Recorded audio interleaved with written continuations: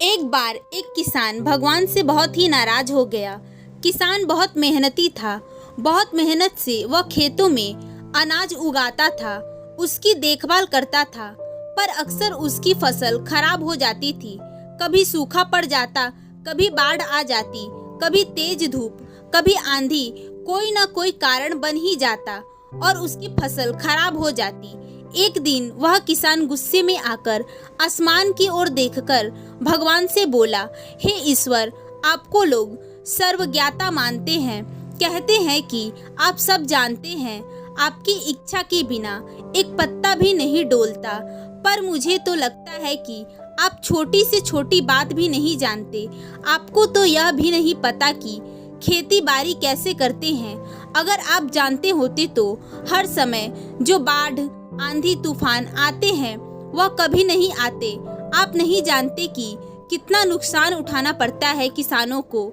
यदि आप मेरे हाथ में यह शक्ति दे दे कि जब जैसा मैं चाहूँ वैसा मौसम कर दूं, फिर आप देखना मैं अन्न के भंडार लगा दूंगा। भगवान इस किसान के तीखे बातें सुनकर मुस्कुरा रहे थे और वह किसान के सामने प्रकट होकर बोले, मैं आज से तुम्हें यह शक्ति देता हूँ कि तुम अपने खेतों में तुम्हारी जैसी इच्छा हो तुम वैसा मौसम कर दोगे। मैं इसमें बिल्कुल भी दखल नहीं दूंगा। तुम्हारी इच्छा से सब कुछ होगा। किसान बहुत खुश हो गया। किसान गेहूं की फसल अपने खेतों में बोई। जब उसे लगा कि खेतों को धूप चाहिए तो खेतों को धूप मिली। जब पानी बरसाना चाहिए तभी पानी बरसा। आंधी, तूफान, बाढ़ कुछ भी उसने अपने खेतों में नहीं आने दिया। किसान के खेत में इस वर्ष ऐसी फसल हुई जैसी कभी नहीं हुई थी। हरी भरी लहलहाती फसल। मन ही मन वह बहुत खुश हो गया और सोचने लगा, अब सबूत के साथ दिखाऊंगा भगवान को कि इसे कहते हैं कि शक्ति का सही उपयोग। मेरी सफलता देखकर उन्हें अपने नियम जरूर बदलने पड़ेंगे। कुछ दिन गुजरे, फिर फसल कटने को तैयार हो गई। किसान बड़ी उत्सुकता के साथ फसल काटने लगा, पर जैसे ही उसकी नजर गेहूं की बालियों पर गई तो उसने अपना सिर पीट लिया और वह रोने चिल्लाने लगा, क्योंकि गेहूं की एक भी बाली के अंदर गेहूं का दाना नहीं था। सारी बालियां अंदर से खाली थी। किसान बहुत दुखी हुआ। उसने भगवान को रोते हुए फिर पुकारा, हे प्रभु, आपने यह मेरे साथ क्या किया? क्या आपने मुझे कोई सजा दी है? भगवान बोले, पुत्र, यह तो होना ही था। तुमने पौधों को संघर्ष करने का मौका ही कहाँ दिया। ना तो तुमने उन्हें आंधियों से जूझने दिया, ना ही तेज बारिश सहने दिया और ना ही धूप में तपने दिया। एक भी चुनौती का सामना तुमने उन्हें नहीं करने दिया। इसलिए सारे पौधे अंदर से खोखले रह गए। जब आंधी, तूफान, तेज बारिश और धूप पड़ती है तभी यह पौधे अपने अस्तित्व को बचाने के लिए संघर्ष करते हैं और इसी संघर्ष से एक बल पैदा होता है जिसमें शक्ति होती है, ऊर्जा होती है।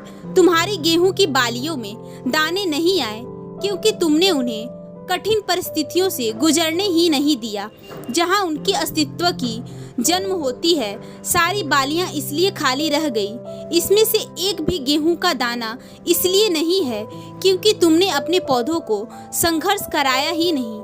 याद रखिए, स्वर्ण में स्वर्णीय आभार तभी आती है जब वह आग में तपने, गलने और हथौड़े से पीटने जैसी संघर्षों से गुजरता है।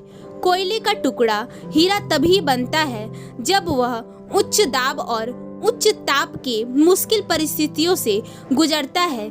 इसी तरह यदि हमारी जिंदगी में कोई संघर्ष ही ना हो, कोई चुनौती ही ना हो तो हम भी गेहूं की बालियों की तरह खोखले रह जाएंगे। हमारा कोई अस्तित्व नहीं होगा। विपरीत परिस्थितियां, चुनौतियां, समस्याएं हमें और अधिक निखारती है।